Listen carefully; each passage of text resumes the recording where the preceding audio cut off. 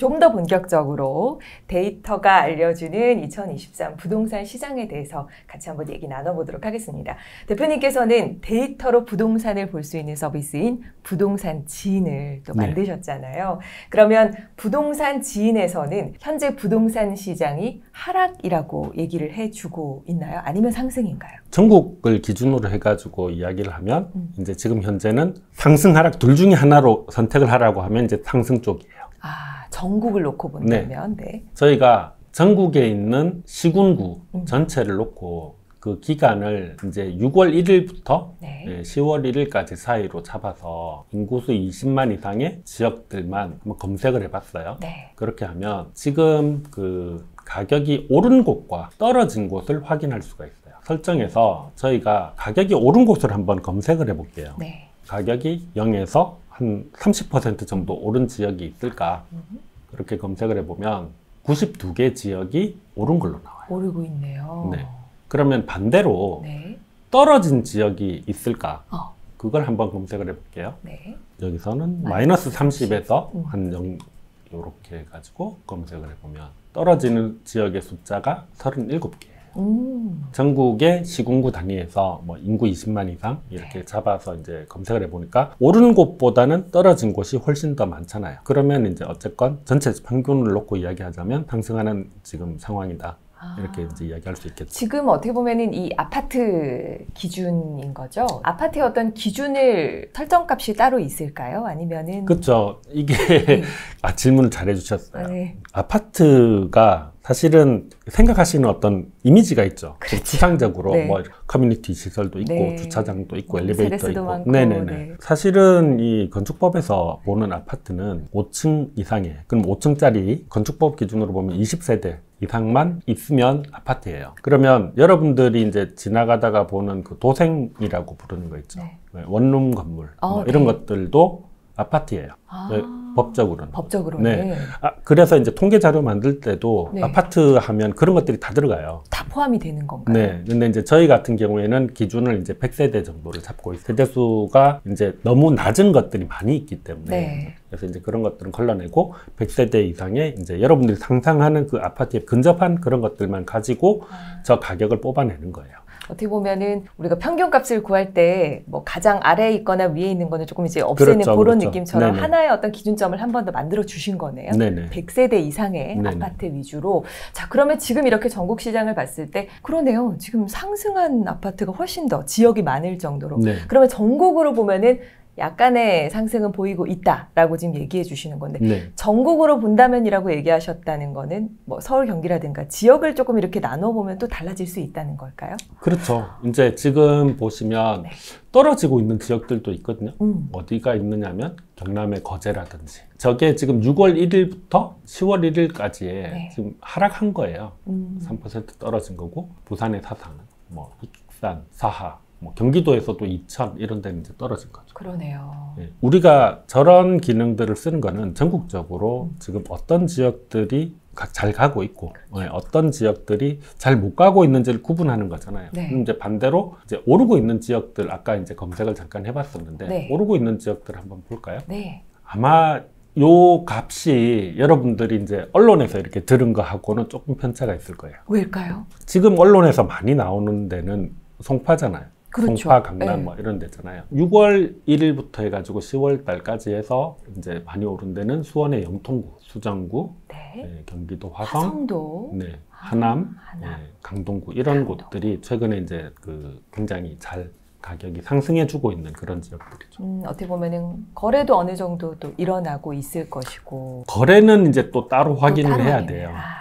시장 강도나 뭐 거래량 뭐 여러 가지 전세 물량이나 여러 가지를 봤을 때 그래도 좀 잘 가고 있는 지역 중에 하나라고 볼 수 있고 그러면 이렇게 이제 반등을 할 때 집을 좀 사는 타이밍으로 좀 무주택자들 입장에선 들어가도 괜찮을까요? 이게 지금 반등하는 이유가 실질적으로 보면 이제 꼭 필요한 분들 그러니까 내가 이미 집을 저쪽으로 이사를 해야 돼. 네. 해야 되고 이제 저쪽으로 갈 걸로 결정을 한 상황이면 이런 분위기에 이제 조금 갈아타시는 거가 이제 괜찮겠죠. 이제 좀 장기로 이렇게 보고 내가 투자를 하겠어. 이렇게 생각하고 들어가기에는 적합한 상황이라고 보이진 않아요. 왜 그러냐면 이전에도 2008년, 2009년, 2010년 해가지고도 중간중간에 이제 시장의 어떤 상승을 기대하고 사람들이 이제 거래가 좀 풀리고 가격이 올랐던 시기가 있어요. 그런데 이제 전체적인 상황으로 놓고 보면 이제 서서히 이제 이게 힘이 빠지는 그런 국면에서 네. 이제 잠깐씩 이렇게 가격이 올라주고 가격이 상승했던 그런 상황이 있거든요. 네.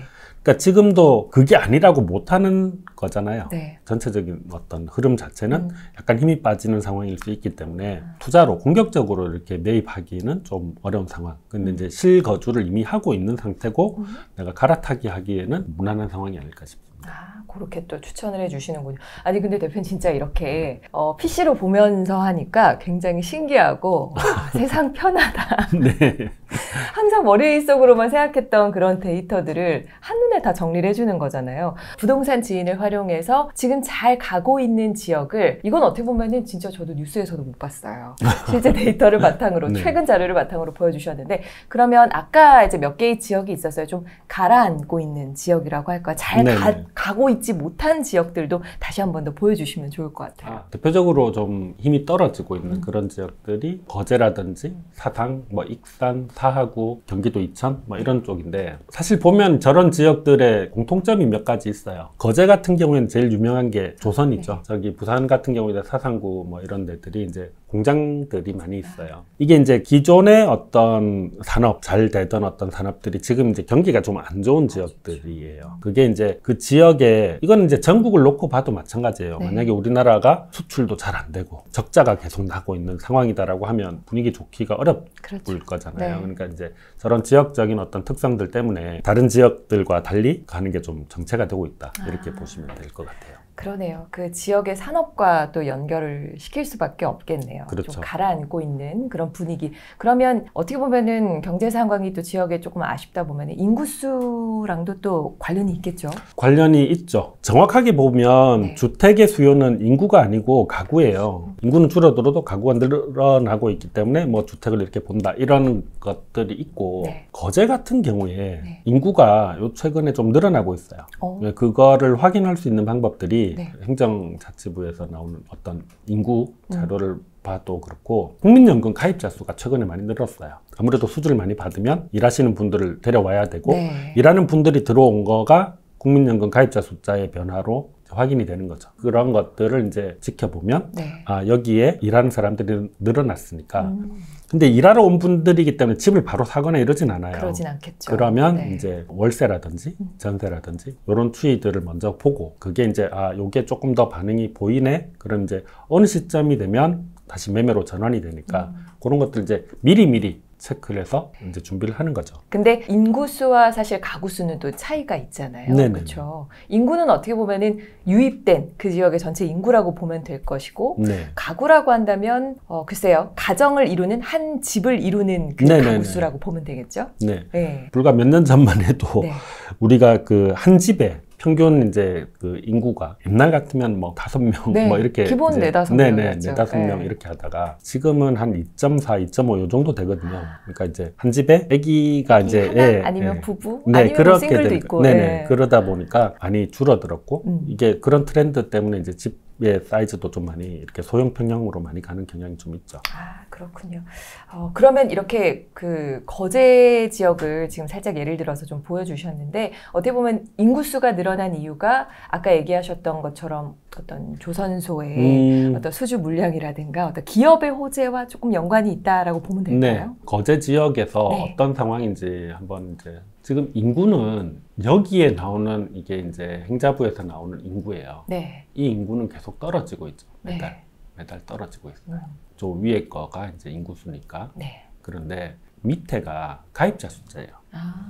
보시면 요때 팍 뛰죠. 45,900 정도에서 46,181. 네. 그리고 그 밑에서부터 이제 쭉 해가지고 보시면 16년도부터 해서 정체돼 있다가 이제 지금 회복을 하고 있는 상황인 거예요. 이렇게 또 국민연금 가입자 수까지 한눈에 볼 수 있게 이렇게 그래프로도 표현이 되네요. 네.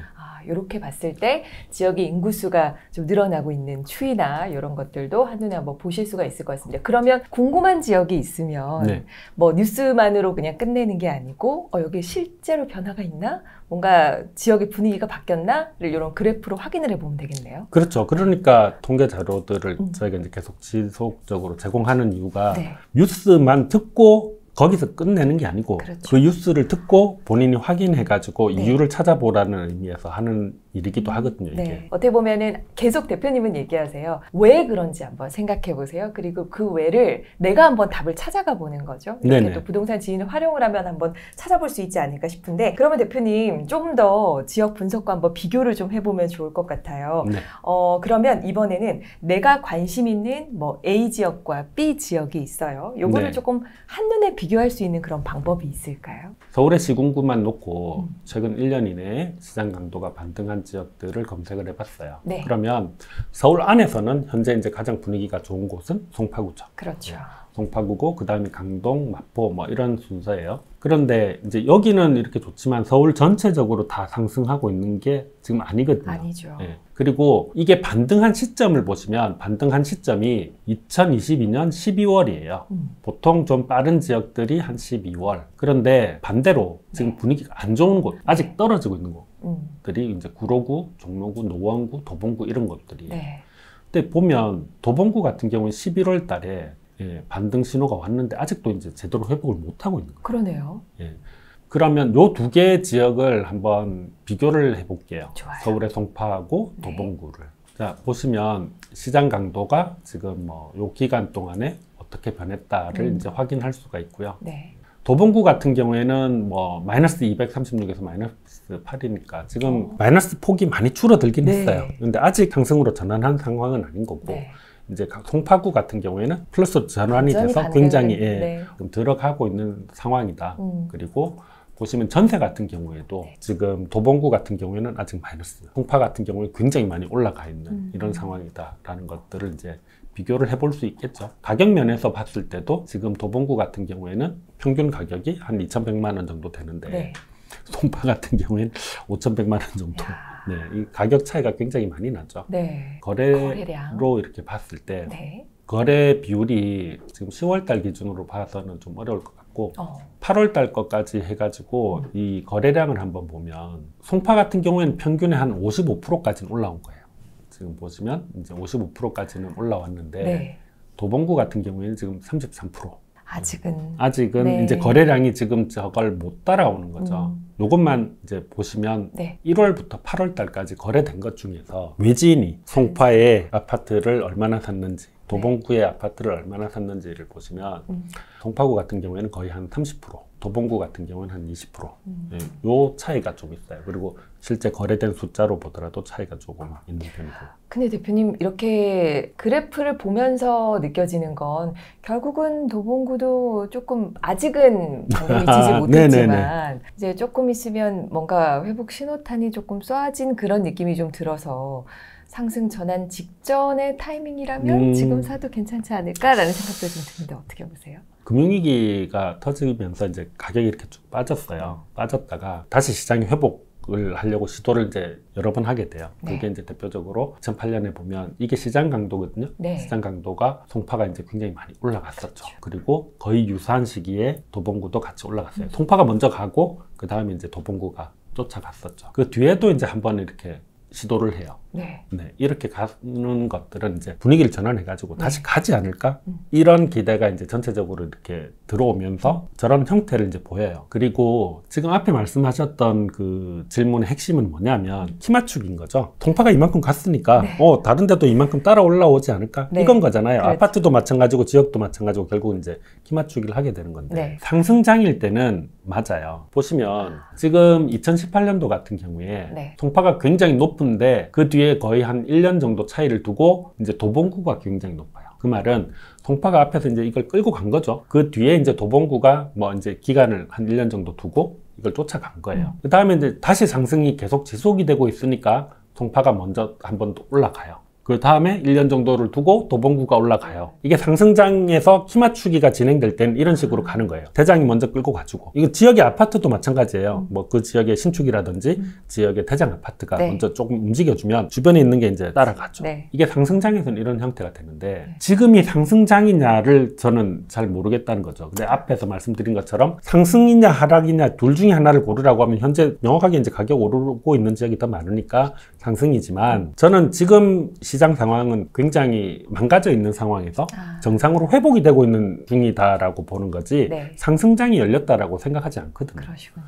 그러면 이런 상황이 발생할 수 있다는 거예요. 그러니까 도봉구도 당연히 도봉구 안에서 핵심 아파트나 이런 것들은 지금 가격이 조금 이렇게 회복하고 있는 상황일 거예요. 그런데 뭐 이렇게 1년 뒤에도 계속 이런 식으로 이제 회복돼서 갈까? 저게 왜 저렇게 동시에 올랐다가 동시에 빠지느냐 하면 지금 이제 송파 같은 경우에도 웬만큼 올라가다가 힘이 빠지고 있잖아요. 그러면 송파가 이만큼 가졌으면 다른 애들도 한 절반 정도는 가줄 수 있는데 네. 요만큼 가다가 이제 힘이 좀 빠지고 있어요. 그 밑에 있는 애가 과연 이걸 얼마나 쫓아올 수 있을까.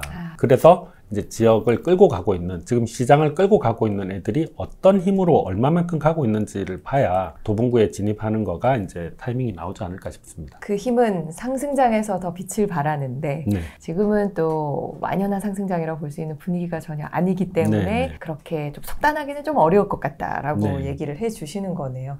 야, 이렇게 두 지역을 이렇게 비교 분석해 주시니까 뭔가 한눈에 비교가 확 되면서 어떤 흐름으로 가야 될지 조금 가늠이 되는데, 그렇다면 이렇게 비교를 통해서 아파트도 옥석 가리기가 가능할까요? 제가 이제 송파하고 네. 그 도봉구를 보여드린 거는 이 두 개가 이제 격차가 크니까 예, 이제 좀 선명하게 이렇게 보여드릴 수 있을 것 같아서 한 거고. 네. 아파트 옥석 가리기를 한번 해볼까요? 네. 이제 아파트를 뭐 몇 개를 이렇게 선택을 하게 되잖아요. 우리가 처음에 하게 되는 거는 시장 강도라든지 뭐 거래량이라든지 그렇죠. 입주물량 이런 걸 가지고 지역을 선택을 하는 거고, 그렇게 이제 지역이 선택이 됐으면 그 지역 안에서 아파트들을 몇 개를 놔두고 그 아파트의 조건들을 이렇게 쭉 비교를 해보는 거예요. 네. 이건 이제 예시로 제가 이제 넣어 놓은 건데 네. 이 세 개 중에서 10년 뒤에 아파트 가격이 제일 비싼 게 어떤 걸까요? 어렵네요. 네. 삼풍 아파트는 35년 차라. 네네네. 이제 이런 식으로 여러 가지 조건들을 놔두고 거기에서 다시 또 이제 그 차트로 비교해 보는 그걸로 10년 뒤를 어떻게 보면 네, 가늠해 보는 건가요? 가늠해 볼 수 있는 거죠. 우리가 10년 전으로 돌아갈까요? 네. 10년 전으로 돌아가면 한 2013년 정도 되겠네요. 서초동에 이제 삼풍 아파트하고 이제 서초 레미안 아파트가 10년 전으로 돌리면 레미안이 더 비쌌어요. 왜 그럴까요? 레미안은 10년, 저기서 10년을 더 뒤로 돌리면 신축이 되는 거예요. 입지가 저게 붙어 있거든요. 예, 삼풍 아파트 옆에 레미안이 있어요. 환경이 비슷한데 하나는 이제 신축이고 하나는 이제 뭐 10몇 년 된 아파트 이렇게 돼버리면 당연히 신축이 더 비싸겠죠. 지금 와가지고 보면 요 최근에는 가격이 점점 더 벌어지고 있어요. 네. 이런 일들이 벌어지는 거는 서초 레미안도 이제 신축이 아닌 거예요. 아파트의 가치는 두 가지로 구성이 되거든요. 하나는 토지의 이제 입지라든지 입지죠. 뭐 이런 네. 것들이 이제 전부 다 들어가는 네. 거고, 또 하나는 건축물 자체의 가치. 근데 이 건축물 자체의 가치는 10년이 맥스예요, 거의. 10년 이후에는 다 구축 아파트가 돼서 그런 건가요? 아니요. 뭔가 10년 뒤에 새로 지어지는 아파트의 건축물 경쟁력이 더 높아지는 거예요. 사람들이 기술 발전되는 속도가 한 10년이면 그 이전보다 좀 격차를 만들어내. 그러니까 아파트도 보면 지금 뭐 20년 전에 아파트다. 20년 전에 지하주차장들이 이제 많이 들어가기 시작했죠. 그쵸. 30년 전에는 지하주차장 있는 게 별로 없었거든요. 없었죠. 예. 네. 20년 전에는 지하주차장이 만들어졌고 그때 격차는 엘리베이터가 이게 지하주차장에 가나 안 가나. 그러다가 10년 전부터는 지어지는 것들 거의 대부분 지하주차장이 있고 네. 엘리베이터 당연히 내려가는 기본이죠. 거죠. 예. 그러면 나는 차를 타러 가려면 지하주차장까지 비 맞고 이제 우산 쓰고 가야 되는데 네. 쟤들은 그냥 가네. 네. 이 차이들이 거의 10년 사이클로 만들어져요. 10년 사이클. 예. 그래서 이제 건축물의 어떤 가치는 거의 10년을 유지가 된다. 여기 이쯤에 이제 와서 보면 가격의 순서가 어떻게 되느냐면 레미안이 가장 높죠. 그리고 사실 이제 개포동이 입지가 워낙 거주 환경이 좋다 보니까 그렇게 되는 상태고, 이제 그 다음이 삼풍. 이게 지금은 많이 따라왔어요. 이제 삼풍하고 레미안하고 가격 차이도 조금 더 벌어지고. 네. 어떤 지역을 선택을 하고 나서 그 지역에 이제 아파트들을 후보지에 올리고 그 아파트들의 이제 과거 가격을 이제 추격을 이렇게 쭉 해보면 아, 지금 얘는 그 지역에서 정점을 찍고 조금 이제 빠지겠구나. 아니면 아, 얘는 장기적으로 좀 더 가겠구나. 쉽게 말해서 저 삼풍 아파트가 지금 재건축을 앞두고 있는 거잖아요. 35년 차 이상이니까요. 그러면은 10년 뒤면 저게 새 아파트가 됐다라고 가정을 했을 때 이제 그러면 이제 지금 신축이지만 10년 뒤에는 구축이 될 아파트하고 가격 차이를 이렇게 보면 지역적으로 굉장히 큰 편차가 있지 않은 다음에는 가격이 역전될 가능성이 높겠죠. 그런 걸 사실 어떻게 보면 이렇게 건축물만 딱 집어서 비교하기가 쉽지가 않은데 시세 차트를 보니까 이제 아파트끼리 옥석 가리기가 바로 되네요. 네. 이게 꼭 뭐 비슷한 지역에 있는 아파트들을 아무래도 그렇죠. 그렇게 비교를 많이 하시겠죠. 네. 그걸로 하든지 아니면 이제 기능 자체는 사실 뭐 여러 가지가 있는데 지도에 띄워가지고 이제 비교할 수도 있고 여러 가지 그 기능들이 있긴 하지만 제가 이제 여기 나와서 말씀드리는 거는 저희 서비스의 어떤 기능 소개를 하는 게 아니니까. 그래서 저런 식으로 먼저 지역을 선정을 하고 그 지역에 있는 아파트들을 선정을 해서 비교를 해보시면 내 자금을 가지고 어떤 아파트를 이제 들어가야 되겠다가 이제 가늠이 되지 않을까 싶습니다. 좋습니다. 자, 그러면 이렇게 여러 가지 또 지표를 통해서 아파트 옥석 가리기까지 해봤는데 아마 보시는 분들이 또 궁금하신 건 그걸 것 같아요. 아, 솔직히 지금 당장은 집을 살 계획이 라고 하시는 분들도 계실 것 같거든요. 근데 당장 내 집 마련에 관심이 조금 없더라도 이런 내용들을 조금 알고 있어야 될 이유가 있을까요? 제가 이제 이거 서비스 처음 만들 때 그런 게 있었어요. 이 이야기 해도 되는지 모르겠는데 어떤 분이 이제 집을 5억에 이제 매도를 하셨어요. 서울에 있는 아파트를. 매도를 하셨어요. 네, 매도하시고 거기에 5억에 전세를 들어갔어요. 2년 뒤에 그게 이제 전세가 올랐죠. 네. 이분 입장에서는 정말 병원 가야 될 일인 거예요, 지금. 뭔가 많이 손해보는 것 같은 느낌이 드네요. 실질적으로 손해를 보는 거죠.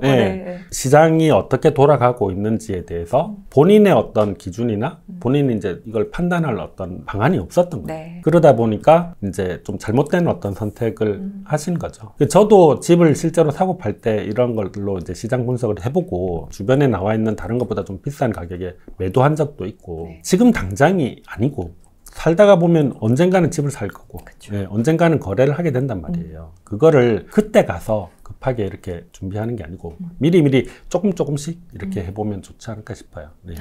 얘기를 해주시니까 굉장히 와닿는 게 내가 이 공부를 안 하면 손해를 볼 수도 있다 이렇게 생각을 하면 그렇죠. 꾸준하게 트래킹하는 느낌으로만 좀 파악을 해주시면 좋을 것 같고 그리고 사실 그러기 위해서는 부동산에 대한 공부도 조금 평소에 좀 미리 해두면 너무 좋을 것 같아요. 사실은 부동산이 공부를 해야 될 범위가 너무 넓어요. 맞아요. 너무 이게 경제랑도 연결이 돼 있기도 하고 실물 그 아파트에 대한 것들도 이제 봐야 되고 이러다 보니까 범위가 너무 넓어서 이걸 어느 순간에 뭐 짧게 뭘 해보겠다 거의 불가능하다고 봐요. 그러니까 이제 평소에 그냥 관심을 가지고 아 시장이 어떻게 돌아가는구나, 정부에서는 뭐 어떻게 하는구나, 뭐 건설 시장이 어떻구나 조금씩 하다 보면 적응이 돼서 내가 이제 필요한 순간에 좋은 어떤 결과를 얻어낼 수 있는 그런 일이 되지 않을까 싶거든요. 시간을 많이 들여서라도 습관처럼 꾸준하게 해주시는 게 좋을 것 같습니다.